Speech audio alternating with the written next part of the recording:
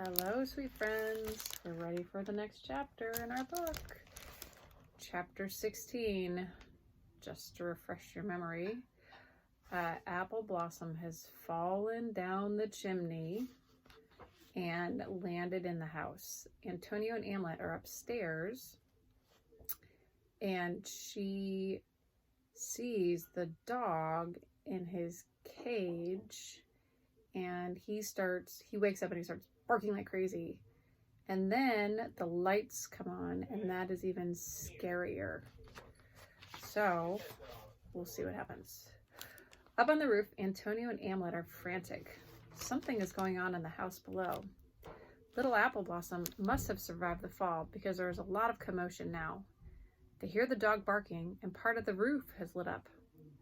The possums run to a smooth square where there is glass instead of tile.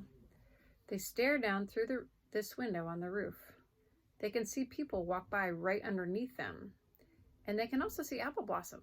She is running. She turns the corner and disappears from view. A shiver goes up Amlet's spine. What have we done? Antonio shuts his eyes and does his best to concentrate. When he opens them, he is set on a plan. We can't stay here. So it is every possum for himself? Amlet shouts. Antonio starts for the drain pipe. We'll come back when we have more to offer than our own limited knowledge of this situation. Amlet's head bobs up and down in agreement. And until then, we just hope that our little sister survives. Apple Blossom's timing is perfect. She turns the corner just before a large monster emerges. A second later, and she would have certainly been seen. The people looks in both directions and then heads toward the barking dog.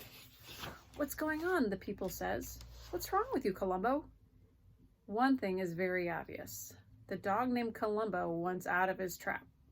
He is desperate to show what is wrong. His cage rattles and sways from the motion of his body. Apple Blossom hears the commotion, and the communication between the monsters is not good. The people's voice is harsh. Calm down! You're waking up the whole house! The dog stops moving. Only his tail trembles as he tries to control himself. The people looks down the hallway and then says, Okay, all right, I'll make sure everything's okay. And with that, the monster turns in the direction of Apple Blossom. Apple Blossom, for a moment, just an instant, thinks she should act dead. But then she gathers her wits and decides that if she pretends to die, given the circumstances, she might end up actually dead. Any performance right now might be her curtain call. And so she keeps moving. She turns left. She turns right. She spins around. She stays low to the ground, head tucked down. She tries to remember acting exercises, but not the dying part. Act brave. Act the part of an animal that knows how to escape danger. And then she turns another corner and she's in a new area. She is in the place where the smallest people lives. Up ahead, she sees a nest with the littlest monster inside.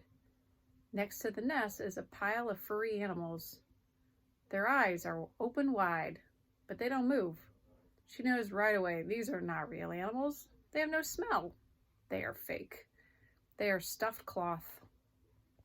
The monster coming home after her is getting closer, and so Apple Blossom dives into the pile of fake furry animals just before a beam of light sweeps into the room. Apple Blossom does not move. She does not breathe. She stares straight ahead and she waits. She acts like a stuffed fur animal. The monster without much fur on his head stands in the doorway. He holds a light in his hand. This is what makes the shining beam. This hot white light spins around the room. And then it happens. The light sweeps right over Apple Blossom's face. She remembers Mama saying that an actor has to burn inside with outer ease. A famous possum named Chekhov said this. Apple Blossom fixes her face in a smile. She acts fake. She acts frozen. She acts not afraid. She thinks this might be her best acting ever. Look at that picture. Do you see Apple Blossom? Does she look fake or real? The monster without much fur on his head stands in front of a second monster who has appeared. The second monster whispers something. Apple Blossom cannot hear. And then both people turn and move back down the passageway. Apple Blossom hears the monsters open the door to the house. Then she hears the monsters say, "Aha!" Moments later, the house door can be heard closing.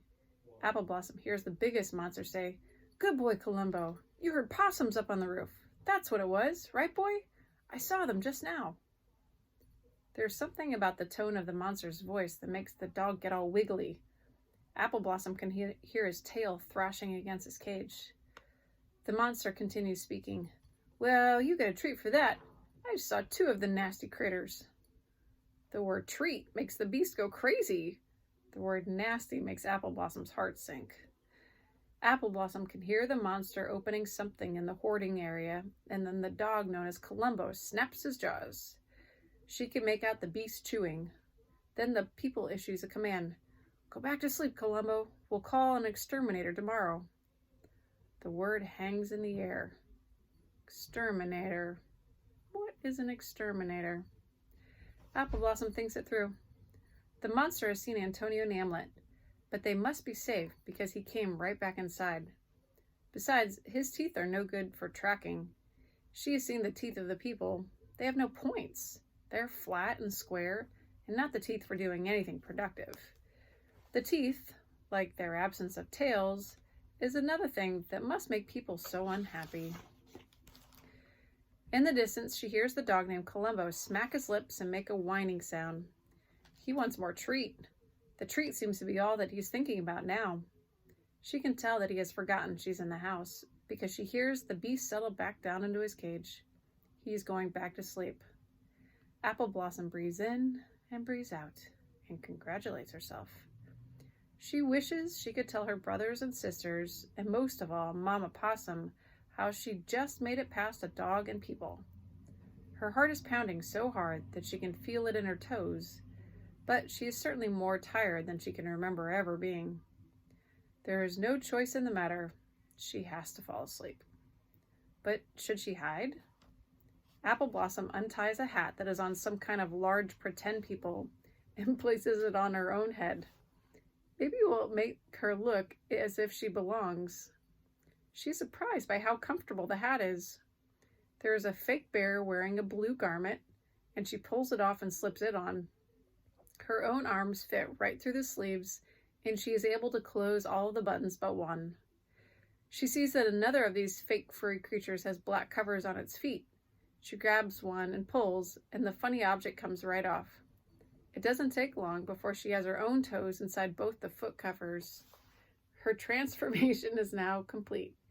She snuggles into the pile of stuffed animals, and exhaustion overtakes her.